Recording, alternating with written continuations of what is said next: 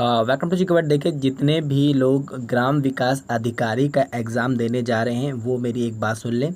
आप हमारे चैनल में जाएंगे, प्लेलिस्ट ओपन करेंगे, प्लेलिस्ट में जाकर आप यूपी पुलिस कांस्टेबल की प्लेलिस्ट में जाएंगे। किस में जाएंगे? यूपी पुलिस कांस्टेबल की प्लेलिस्ट में जाएंगे। वहाँ से आपको दो चीज़ पढ़नी है। एक तो आपको क्रैक कोर्स पढ़ना है हिंदी का, ठीक है, बात समझ में आ रही है? क्रैक स्कोर हिंदी का आपको पढ़ना है वहाँ का। और दूसरा पढ़ना है आपको उत्तर प्रदेश स्पेशल, ठीक है। ये दोनों ही चीज़ आपको उस प्लेलिस्ट में मिल जाएगी, आप उसे जाकर ज़रूर पढ़िए। आप जाएंगे चैनल पर तो वहाँ पर प्लेलिस्ट आपको दिख जाएगी। तो नीचे जब जाएंगे तो वहाँ पर आपको मिलेगी एक प्लेलिस्ट लिखी हुई है उत्तर प्रदेश पुलिस परीक्षा, ठीक है। तो वहाँ से आप जब निकालेंगे तो आपको हिंदी का जो क्रैक्स कोर्स है वो पढ़ना है, ठीक है। और फिर क्या पढ़ना है? उत्तर प्रदेश स्पेशल। ये आपके लिए बहुत इंपॉर्टेंट है।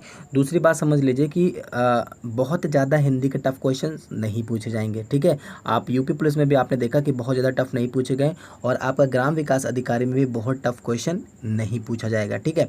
सिलेक्टेड क्वेश्चन है उत्तर प्रदेश परीक्षा में पूछे जाते हैं। कुछ राइटर को आपको घोल कर पी जाना है, बात समझ में आ रही है? कुछ ऐसे राइटर हैं जिनकी रचनाएं हमेशा पूछी जाती है उत्तर प्रदेश की परीक्षाओं में, तो उनको क्या है, आपको घोल कर पी जाना है, ठीक है। मैं आपको बता दूं नाम। पहले हैं जयशंकर प्रसाद, ठीक है। दूसरे ही हैं महादेवी वर्मा। तीसरे हैं आपके हरवंश राय बच्चन और सुमित्रा नंदन पंत और माखनलाल चतुर्वेदी। देखिए, और आपके हैं कालिदास, इनकी भी रचनाएं पूछ ली जाती हैं, ठीक है। तो इनके जो आप ये नाम देख सुन रहे हैं, इनको बस घोल कर पी जाइए। वैसे तो हम आपको पूरी एक एक नोट्स की तैयारी कराएंगे, ठीक है। आज जो छोटा सी मॉक टेस्ट मैंने रखा है हिंदी का, इस कारण कि चेक करते हैं कि भाई कितने आते हैं आपके नंबर। देखिए, बहुत छोटा सा टेस्ट है और बिल्कुल ईमानदारी से दीजिएगा। देखिए, मैं बहुत जल्दी कोशिश कर रहा हूँ कि मैं आपको लाइव आके जो है टेस्ट लूँ, ठीक है। अब आपका डायरेक्ट लाइव टेस्ट ज़्यादा बेटर रहेगा, उसमें पता भी चलेगा कोई लोग कमेंट कर रहे हैं कि नहीं कर रहे हैं, ठीक है। लेकिन थोड़ा सी नेट की कनेक्टिविटी अच्छी नहीं है हमारे पास, तो इस कारण हम लाइव नहीं आ पाते हैं, ठीक है। लेकिन हम पूरी कोशिश कर रहे हैं कि हम बहुत जल्दी क्या करेंगे, आपको लाइव आके जो क्लास स्टार्ट करते हैं। लेकिन आपको इम्पॉर्टेंट जो क्वेश्चन मैं आप प्रोवाइड कराता हूँ, ये आप बहुत इंपॉर्टेंट है, आप अच्छे से पढ़िए, ठीक है। तो देखिए, पहली जो क्वेश्चन जो इसमें क्या है, अतीत के चलचित्र, या क्या है, अतीत के चलचित्र रचना किसकी है? तो कमेंट करके तुरंत बताइए कि अतीत के चलचित्र किसकी रचना है। टाइम दे रहा हूँ आराम से, लेकिन कमेंट सब लोग करिएगा। जितने लोग देखिए इस क्लास को ले रहे हैं तो सब लोग कमेंट जरूर करिएगा, ठीक है। तो पता चलेगा कि कितने लोग हैं भाई। थोड़ा सी कहते नहीं है कि थोड़ा सी मतलब दिखाया करिए कि हाँ, मतलब लगे कि हाँ आप पढ़ाई कर रहे हैं। थोड़ा सा जब आप इंटरेस्ट दिखाओगे तो मुझे ज़्यादा इंटरेस्ट आ जाता है, ठीक है। अगर आप इंटरेस्ट नहीं दिखाते तो मुझे इंटरेस्ट नहीं आता है। तो कमेंट करते रहेगा, फटाफट कमेंट करिए। बहुत ही ईजी क्वेश्चन है, अतीत के चलचित्र रचना किसकी है? तो देखिए, अतीत के चलचित्र रचना है महादेवी वर्मा की, ठीक है, याद रखिएगा। नेक्स्ट क्वेश्चन क्या है कि मगही किस उपभाषा की बोली है? बहुत अच्छा क्वेश्चन। मगही किस उपभाषा की बोली है? कमेंट करिए सब लोग। जितने लोग भी क्लास ले रहे हैं, जब भी ले रहे हैं, इस वीडियो को जिस समय आप देख रहे हैं, आप कमेंट जरूर करिए, ठीक है। तो क्या बोला है कि मगही किस उपभाषा की बोली है? तो याद रखिएगा कि मगही जो है ये है बिहारी उपभाषा की बोली, याद रखिएगा, ठीक है। नेक्स्ट क्वेश्चन क्या है कि महात्मा शब्द का सही विलोम होगा? बहुत इजी क्वेश्चन। महात्मा शब्द का सही विलोम होगा, तो याद रखिएगा कि महात्मा शब्द का सही विलोम क्या होगा? दुरात्मा, ठीक है। नेक्स्ट क्वेश्चन क्या है कि सज्जन में प्रयुक्त उपसर्ग है? क्या है? सज्जन में प्रयुक्त उपसर्ग है। तो देखिए, ये जो है सा, और देखिए जब ये ता ऐसा लिखा हो तो इसका मतलब ये आधा ता है, ठीक है। तो ये सत्य होगा, याद रखिएगा। ऐसा कहीं भी हो तो ये सत्य होगा, आधा ता है। तो यहाँ पर सज्जन का जो उपसर्ग क्या होगा? सत्यजन होगा, ठीक है, याद रखिएगा। नेक्स्ट क्वेश्चन क्या आपका कि बुढ़ापा में प्रयुक्त प्रत्यय है? बहुत ईजी क्वेश्चन है, लगभग लोगों को आता होगा। अगर आप इसे सही नहीं कर पा रहे तो भाई बहुत मेहनत करनी पड़ेगी। क्या है? बुढ़ापा में प्रयुक्त प्रत्यय है, तो याद रखिए क्या होगी? आपा, ठीक है। प्रत्यय क्या होगा इसमें? आपा होगा। और प्रत्यय के बारे में तो आप जानते ही होंगे, वो है शब्द जो शब्दांश के अंत में जुड़ते हैं। और उपसर्ग की बात करें तो वो क्या है? पहले जुड़ते हैं, लेकिन ये क्या है? बाद में जुड़ते हैं। तो आपा लिखा हुआ है ना, बुढ़ापा, तो आपा बाद में जुड़ा हुआ है, ठीक है। नेक्स्ट क्वेश्चन क्या है कि विनय पत्रिका प्रसिद्ध रचना है? बहुत ईजी क्वेश्चन। विनय पत्रिका प्रसिद्ध रचना किसकी है? लगभग लोगों को पता होगा, मेरे हिसाब से तो लगभग लोगों को ये क्वेश्चन पता होगा, विनय पत्रिका किसकी रचना है। और यूपी में सिलेक्टेड क्वेश्चन है, ये हर बार रिपीट होते हैं एग्जाम में, आप उठा के देख लीजिएगा। तो याद रखिएगा कि विनय पत्रिका जो रचना है ये आपके है तुलसीदास की। ठीक है, नेक्स्ट क्वेश्चन क्या है कि यति का प्रयोग होता है। ठीक है, किस लिए होता है यति का प्रयोग? बहुत अच्छा क्वेश्चन है ये कि यति का प्रयोग क्यों होता है, बताइए।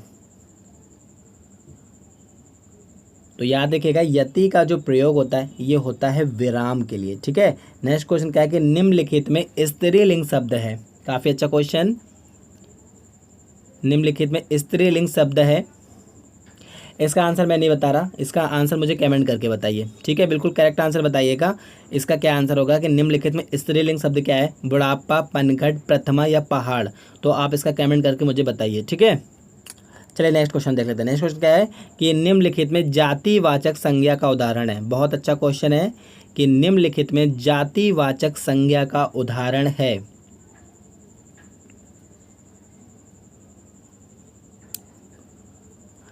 तो देखिए यहाँ पर जो जाति बता रही है वो नदी बता रही है, किसकी? नदियों की जाति बता रही है। गंगा एक स्पेशल नेम है, और हिमालय भी एक स्पेशल पहाड़ का नाम है, दिल्ली भी एक शहर का नाम है। ये किसी की जातियाँ नहीं बता रही हैं, ठीक है, लेकिन नदियाँ क्या हैं? जातियाँ बता रही हैं। ठीक है, तो यहाँ पर करेक्ट आंसर क्या होगा आपका?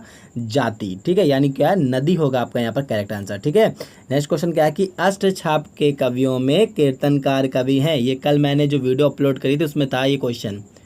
क्या है कि अष्टछाप के कवियों में कीर्तनकार कवि कौन थे?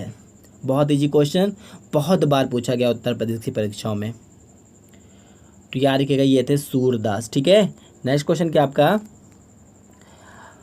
बसो मेरे नैनन में नंदलाल प्रयुक्त पंक्तियां हैं। बहुत अच्छा क्वेश्चन ये भी है कि बसो मेरे नैनन में नंदलाल प्रयुक्त पंक्तियां किनकी हैं?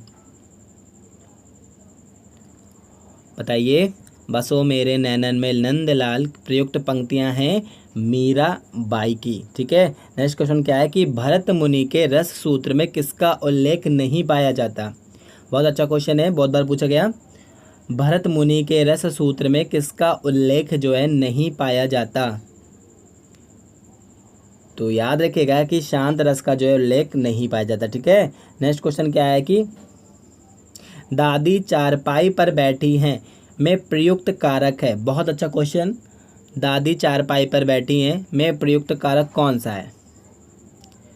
तो याद रखिएगा कि यदि कोई चीज़ किसी चीज़ के ऊपर रखी है या कोई बैठा है तो याद रखिएगा वहाँ कौन सा कारक होगा? अधिकरण कारक होगा। ठीक है, नेक्स्ट क्वेश्चन क्या है कि कबीर दास किस भाषा के कवि थे? बहुत अच्छा क्वेश्चन है भी कि कबीर दास किस भाषा के कवि थे? तो याद रखिएगा ये बात थे सदुक्कड़ी भाषा के। ठीक है, नेक्स्ट क्वेश्चन क्या है कि किसकी रचनाओं में खड़ी बोली की प्रधानता मिलती है? बहुत अच्छा क्वेश्चन है कि किस राइटर की रचनाओं में क्या है? खड़ी बोली की क्या मिलती है? प्रधानता मिलती है, यानी खड़ी बोली में लिखते थे ये। तो कौन है वो? ऑप्शन दिख रहे हैं, जयशंकर प्रसाद, महादेवी वर्मा, अमीर खुसरो और राम कुमार वर्मा। तो बताइए करेक्ट आंसर इसका। तो याद रखिएगा ये है अमीर खुसरो। ठीक है, नेक्स्ट क्वेश्चन क्या है कि मैं नीर भरी दुख की बदली उपयुक्त पंक्तियां किसकी है? बहुत अच्छी लाइन है ये, बहुत बार एग्जाम में पूछी गई। याद रखिएगा कि मैं नीर भरी दुख की बदली उपयुक्त पंक्तियां किनकी हैं? तो याद रखिएगा ये है मीराबाई की, इन्हें आधुनिक मीरा भी कहते हैं। ठीक, सॉरी, महादेवी वर्मा की है और इन्हें क्या? आधुनिक मीरा भी कहते हैं, याद रखिएगा। ठीक है, नेक्स्ट क्वेश्चन क्या है कि वीरों का कैसा हो वसंत प्रमुख रचना किसकी है? बहुत अच्छा क्वेश्चन ये भी है कि वीरों का कैसा हो वसंत प्रमुख रचना किसकी है? तो याद रखिएगा ये है सुभद्रा कुमारी चौहान की। और याद रखिएगा कि हिंदी में एकमात्र कवित्री ऐसी हैं जो किस में रचना करती थी? वीर रस में। ठीक है, तो इस चीज़ को याद रखिएगा। नेक्स्ट क्वेश्चन क्या है? नारी बीच सारी है कि सारी बीच नारी है, उपयुक्त पंक्तियां किस अलंकार की हैं? बहुत अच्छा क्वेश्चन, नारी बीच सारी है कि सारी बीच नारी है, उपयुक्त पंक्तियां किस अलंकार की हैं? तो यहाँ पर क्या है? संदेह अलंकार। ठीक है, याद रखिए कौन सा है? संदेह अलंकार। नेक्स्ट क्वेश्चन क्या है कि शोक रस जो है किस रस का स्थायी भाव है? बहुत अच्छा क्वेश्चन, शोक किस रस का स्थायी भाव है? और बहुत इजी क्वेश्चन है ये। तो याद रखिएगा शोक जो है ये आपका है करुण रस का स्थायी भाव। ठीक है। नेक्स्ट क्वेश्चन क्या है कि कवि बिहारी प्रसिद्ध थे। बताइए इसका आंसर। बहुत इजी है, बहुत अच्छा क्वेश्चन है। कवि बिहारी क्या लिखने के लिए प्रसिद्ध है? दोहे लिखने के लिए, कहानी लिखने के लिए, उपन्यास लिखने के लिए, या रेखा चित्र लिखने के लिए? बहुत इजी क्वेश्चन है, बहुत बार पढ़ा होगा कि कवि जो है बिहारी जो दोहे लिखते थे। ठीक है, तो याद रखिएगा दोहे लिखने के लिए प्रसिद्ध है। ठीक है। जिनका जन्म पहले हुआ हो उसके लिए एक शब्द क्या होगा? बताइए। जिसका जन्म पहले हुआ हो उसके लिए एक शब्द होगा अग्रज। ठीक है। नेक्स्ट क्वेश्चन क्या है कि अली किसका पर्याय है? बहुत अच्छा क्वेश्चन, बहुत बार पूछा गया कि अली किसका पर्याय है। तो याद रखिएगा ये है भावरा का पर्याय। ठीक है। नेक्स्ट क्वेश्चन क्या है कि गिल्लू प्रसिद्ध रचना किसकी है? बहुत अच्छा क्वेश्चन ये भी है, पूछा गया कई बार उत्तर प्रदेश परीक्षाओं में। गिल्लू प्रसिद्ध रचना किसकी है? बहुत अच्छी कहानी है, अगर आपने नहीं पढ़ी है तो प्लीज़ नेट पर सर्च करके इसको पढ़िए, बहुत प्यारी कहानी है। तो ये रचना है महादेवी वर्मा की। ठीक है। नेक्स्ट क्वेश्चन क्या है कि काव्य के श्रेष्ठ कवियों में से एक है। बहुत अच्छा क्वेश्चन ये भी है कि काव्य के श्रेष्ठ कवियों में, यानी श्रेष्ठ कवि थे बहुत ही काव्य के। तो याद रखिएगा ये थे जयशंकर प्रसाद जी। ठीक है। नेक्स्ट क्वेश्चन क्या है कि मेरी भवबाधा हरो राधा नागरी सोए, जहाँ तन की झाई परे श्यामु हरित दुती होए। उपयुक्त पंक्तियाँ किसकी है? काफ़ी अच्छा क्वेश्चन है भी, फिर से मैं पढ़ देता हूँ। मेरी भवबाधा हरो राधा नागरी सोए, जहाँ तन की छाई परे और श्यामु हरित दुती होए। तो याद रखिएगा ये दोहा है, ये ठीक है, क्या है ये दोहा है और कवि बिहारी का, याद रखिएगा। ठीक है। नेक्स्ट क्वेश्चन क्या है कि मणि खोए भुजंगसी जन्नी फंसा पटक रही थी शीस। बहुत बार पूछा गया ये भी क्वेश्चन है। मणि खोए भुजंगसी जन्नी फंसा पटक रही थी शीस जो है उपयुक्त पंक्तियाँ किसकी है?